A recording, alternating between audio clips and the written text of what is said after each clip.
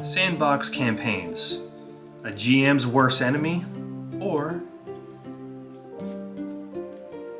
maybe a best friend from an unexpected place too.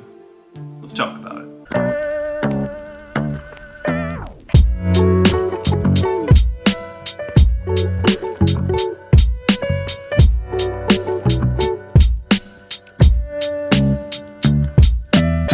Welcome back to the channel. This is the Sacred Art of Gaming, and today we're going to talk about one of my favorite moments. I love to recall some of my role-playing history, so to speak, and one of my favorite moments was the realization of what building a sandbox is, or maybe more accurately, letting it build itself. Now, a lot of my experience up to this point had led me to believe that the GM, which is usually what I actually didn't get to be a player for quite some time. But my understanding was that it was the GM's responsibility to either craft a story or follow a story that someone else has crafted. And that someone else was never my players. That someone else was always, whoever writes less, or Fandelver, or Degrees of Horror, or any of these campaigns, right, that you can obviously go through. A lot of times they give you some options, but nothing like this, So if you're unfamiliar with 50 Fathoms, 50 Fathoms is an older Savage World game that I really want them to bring back. And I don't want to dive too far away from the point, but there's a few things that I think are worth mentioning. Pretty much the whole world is like covered in water. There's like a curse. I believe a witch cursed a king, if I recall correctly, and the seawater just kept rising. So everything that you're seeing here on this map is technically mountains. So a lot of people didn't exist, or didn't survive this like catastrophic event. And I think the king, killed himself or something, so then the water, I think, stopped rising. But it didn't go down, so most of the world is all water. So yeah, this is like a piratey kind of game. It's a piratey kind of game. Humans are not native here. Humans actually came from another universe through a portal, so that's interesting too to note. Not that it affects things. So most of your races here are weird guys like this. There's the humans, but these other fish people, you got these guys that definitely don't look like mind flayers. Your red orcs, your crab folk, that's fun. There is a main campaign in here. We're actually not playing the main campaign. We were just kind of like, you know what, let's just float around on a ship and just kind of see what happens. And boy, was that terrifying. And that's reasonable to be terrified as a GM. You're like, what the hell do I prepare for? They can go. Let's look at where they can go. And this is why secretly ocean sandboxes are excellent. Where can you go in this? You can go anywhere. You're not really blocked. I mean, I guess you could say that there's all this debris here. But generally speaking, you're not blocked by normal land obstacles, right? Because you're just on the ocean. You can go anywhere you want. Ultimate freedom. And what's excellent about this game, and I think a lot of other games that do a similar thing, is that there's triggers whenever you go into certain areas, whether it's via water or on land. And those trigger some events, and those events can very quickly spiral into multi-threaded stories if the players choose. The players can obviously ignore this stuff. They're like, oh, there's a giant shark in this area? Not for me. I want to go somewhere else and deal with something other than this. I want to go to that dinosaur island and see what they've got going on. Now, I think I assumed what most people would assume in this situation. Oh, we're just gonna, we're gonna do the normal ship stuff. We're gonna maybe, steal some ships. We're gonna go to some islands, steal some treasure. The usual stuff, right? Maybe kill some undead, something like that. But it's crazy, not just for, ocean sandbox games, but just sandboxing in general.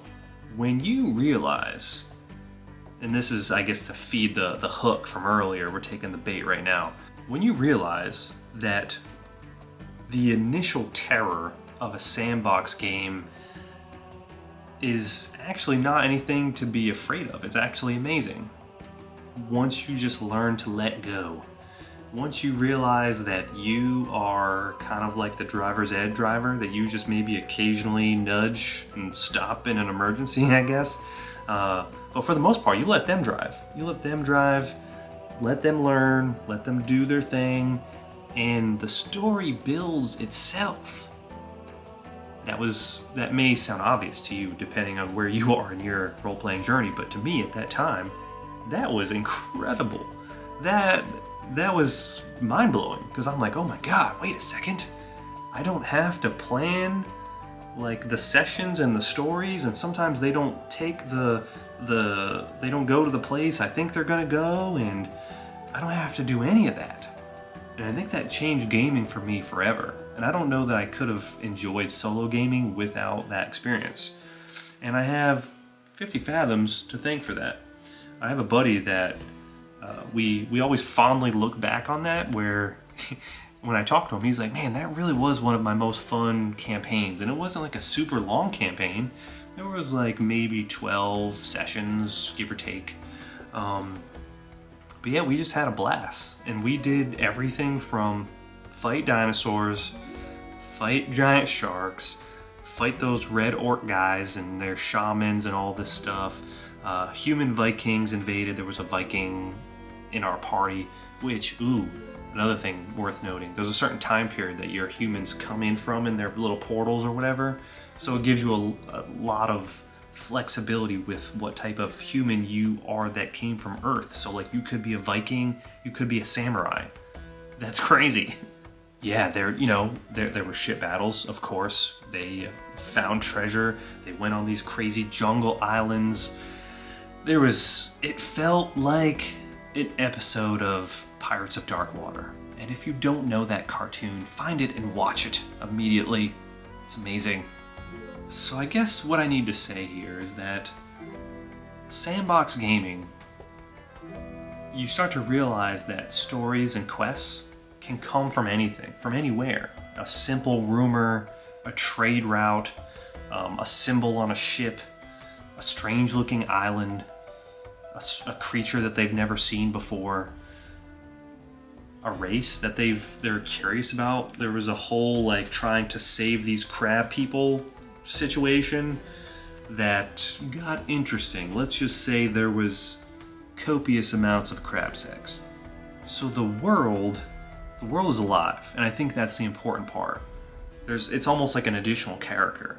There's your characters doing what they do, and then there's the world. Sometimes that takes the form of factions or wandering monsters, or even just monsters that are just like a force of nature in a sense, like a dragon, for example. Could be the weather itself or the world itself, right?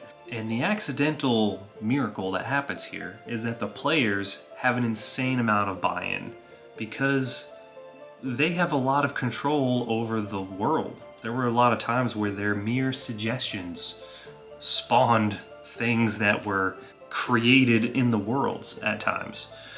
And it's almost more like the more they peel back that onion, the more they find for the type of things that they're looking for, which was pretty neat. So yeah, the moment you stop trying to control everything as a GM, things get really fun.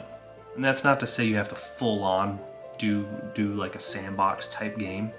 You can do like a hybrid for sure, where maybe you're running Tyranny of Dragons or whatever, right?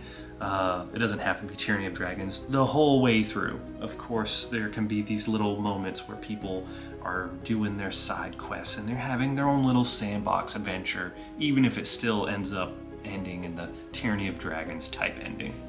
So those are my thoughts today.